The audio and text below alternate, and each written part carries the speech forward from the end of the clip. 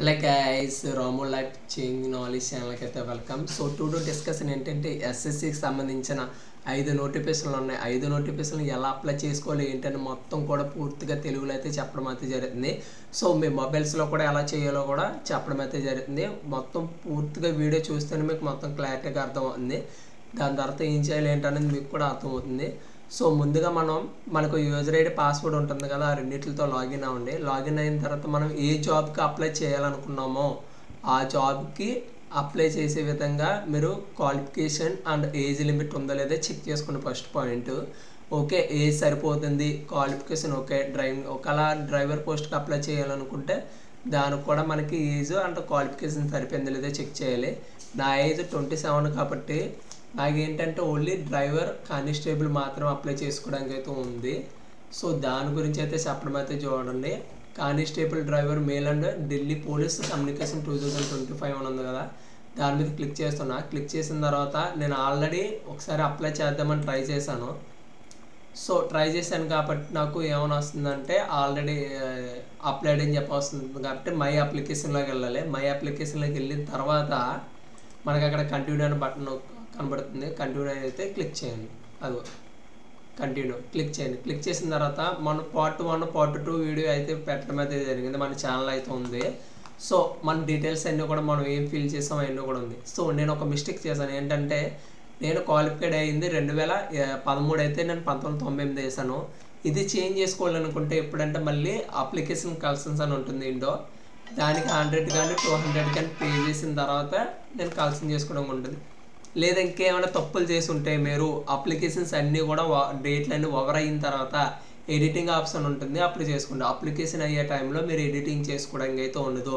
Part 1 part 2 కరెక్ట్గా చూసి మీరు ఎడిటింగ్ అయితే ఎడిటింగ్ అది కరెక్ట్గా డీటెయిల్స్ అన్ని కరెక్ట్గా చూసి మీరు అయితే ఎంటర్ చేయండి. అలాగైతే మీకు మొత్తం క్లియర్గా అవుతుంది. తర్వాత నెక్స్ట్ మన పర్సనల్ డీటెయిల్స్ అయిపోయిన తర్వాత నెక్స్ట్ క్వాలిఫికేషన్. నా హైయర్ క్వాలిఫికేషన్ వచ్చేసి డిగ్రీ, ప్రజెంట్ ఎంబీఏ ఉంది కానీ ఎంబీఏ కదా ఓన్లీ డిగ్రీ పెట్టాను. తర్వాత దీనికి క్వాలిఫికేషన్ సంబంధించింది ఇంటర్. నేను ఆ ఇంటర్మీడియట్ పాస్ అయినా లేకపోతే అప్రోసింగ్ అంటే నేను ఇంకా ఇంటర్ చదువుతున్నానా పాస్ అయినా అడుగుతుంది. పాస్ అని చెప్పేసి ఆడండి. ఎప్పుడు పాస్ అయ్యాం? నేనైతే 2015. మీరు ఇప్పుడు పాస్ అయ్యారో ఏ సంవత్సరం పాస్ అయ్యారో ఆ సంవత్సరం అయితే ఎంట్రీ చేయండి. ఏ స్టేట్? తెలంగాణ అయితే తెలంగాణ, ఆంధ్రప్రదేశ్ అయితే ఆంధ్రప్రదేశ్, తమిళనాడు అయితే తమిళనాడు, ఒరిస్సా అయితే ఒరిస్సా. మీరు ఏ బోర్డులో పాస్ అయ్యారో ఆ బోర్డు అయితే ఏ స్టేట్లో చదివారో ఆ స్టేట్ అయితే ఎంటర్ చేయండి. అంటే తర్వాత ఏ board? Andhra Pradesh board of intermediate education అని పెట్టాను. మీరు ఒకవేళ తెలంగాణకు Telangana board of intermediate, ఒరిస్సాకు Orissa అని చెప్పేసి ఎంటర్ చేయండి. తర్వాత మీ inter all taken number 10 digits ఉంటే 10 అయితే ఎంటర్ చేయండి. నాకు 45 అయితే రావడం అయితే జరిగింది పర్సెంటేజ్. నేను 45 అయితే ఎంటర్ చేయడం అయితే జరిగింది పర్సెంటేజ్. అండ్ డ్రైవింగ్ లైసెన్స్ తర్వాత మన ఆధార్ డిక్షన్ అని చెప్పేసి అంది. మీ 10th క్లాస్ మీ డ్రైవింగ్ లైసెన్స్లో డ్రైవింగ్ నెంబర్స్ 2019 దాకా ఒక డ్రైవింగ్ లైసెన్స్ ఉంటుంది. తర్వాత డ్రైవింగ్ ఒకటే కానీ నెంబర్స్ అయితే డిజిట్స్ అయితే మారడం అయితే జరిగింది.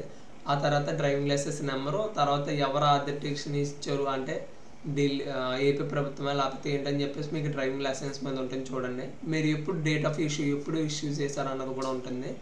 ఆ డేట్ అయితే ఎంటర్ చేయండి. 6/7/2019 అది ఇష్యూ చేయడం అయితే జరిగింది. సో నెక్స్ట్ ఎడిషనల్ ఇన్ఫర్మేషన్ అని అడిగారు కదా. సో ఇప్పుడు మీరు బీసీ కేటగిరీలో అయితే ఓబీసీ కేటగిరీ చెందిన వాళ్ళకి కాదని అడుగుతుంది. నేనైతే ఓసీ కేటగిరీ కాబట్టి ఈడబ్ల్యూఎస్లోకి వస్తాను, ఓబీసీలోకి అయితే రాను. సో ఎన్సిటీ అయితే నాకైతే లేదు కాబట్టి నో అని పెట్టాను. అండ్ 23 లైన్ వచ్చేసి ఎక్స్పీరియన్స్ సర్వీస్ మ్యాన్ అని అడుగుతుంది. మీరు ఆల్రెడీ ఏదైనా గవర్నమెంట్ జాబ్స్లో ఫోర్స్ అకాడమీ ఆర్మీ కానీ అండ్ అదర్స్ డిపార్ట్మెంట్స్లో ఏమైనా చేశారని అడుగుతుంది. లేదు, మా ఫ్యామిలీ చేయలేదు, నేను చేయలేదు కాబట్టి no. And 24 are you department Delhi police అంటే మీ డిపార్ట్మెంట్ పోలీసులు ఏదైనా చేశారా? లేదు, నో. దాని తర్వాత కూడా నో. అండ్ 25 వచ్చేసి మల్టీ ట్యాపింగ్ ఢిల్లీ కానిస్టేబుల్ ఏమైనా మీరు చేశారా లేకపోతే ఏంటని చెప్పేసి అడుగుతుంది. అది కూడా నో అని పెట్టండి. అంటే మన సన్స్ కానీ చిల్డ్రన్స్ కానీ దాని గురించి no. I have recognized national international program during application ఏదైనా పెట్టారా లేదని అడుగుతుంది.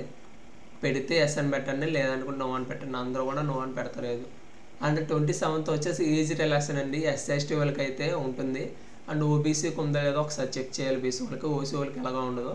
మీరు ఎస్ అని క్లిక్ చేస్తే ఎస్సీ ఎస్టీ వాళ్ళకి అయితే మనకి అక్కడ ఏజ్ రిలేషన్ అయితే ఎస్సీ ఎస్టీ అని చెప్పేసి చూపిస్తుంది. అక్కడ దాని కేటగిరీని అయితే క్లిక్ చేయండి, మీకు వస్తుంది ఏజ్ రిలేషన్.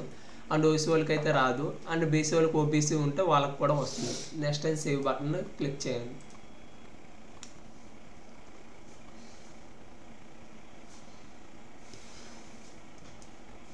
ఇంకేమైనా మీకు డౌట్లు కానీ ఏమైనా ఉంటే నాకు కామెంట్ రూపంలో అడగండి, నేనైతే ఆన్సర్ ఇవ్వడం అయితే జరిగింది. ఇక్కడ మీకు ఏంటంటే ఓసు కాబట్టి మనం అయితే లేదు కాబట్టి నో అని పెట్టాను. అండ్ సేవ్ అండ్ నెక్స్ట్ అయితే క్లిక్ చేయడం అయితే జరిగింది. నెక్స్ట్ వచ్చేసి ఎగ్జామ్ సెంటర్లు అయితే మనం ఇచ్చుకోవాలి. సో 3 ఎగ్జామ్ సెంటర్లు అయితే ఇవ్వాలి ప్రిఫరెన్స్. నాకైతే నాకు ఈస్ట్ గోదావరి కాబట్టి నాకు రాజమండ్రి అయితే దగ్గరే. ఎస్ఆర్ అని కీబోర్డ్లో టైప్ చేయండి. మీకు ఎస్ఆర్ సంబంధించిన సౌత్ డివిజన్లో ఏ ఎగ్జామ్ సెంటర్లో ఉన్నాయో కూడా వస్తుంది. ఎస్ఆర్ 8004 కోడ్ మన రాజమండ్రి. అండ్ 8009 వచ్చేసి మన కాకినాడ. 8016 వచ్చేసి ఏలూరు. తర్వాత ఎన్సీసీ సర్టిఫికేట్ ఏమైనా ఉంటే ఎస్ అని పెట్టండి. ఎస్ అని అయితే ఏబిసి అని అడుగుతుంది. మీరు ఏ కేటగిరీ సర్టిఫికేట్ అయితే మీరు ఎంటర్ చేయండి. తర్వాత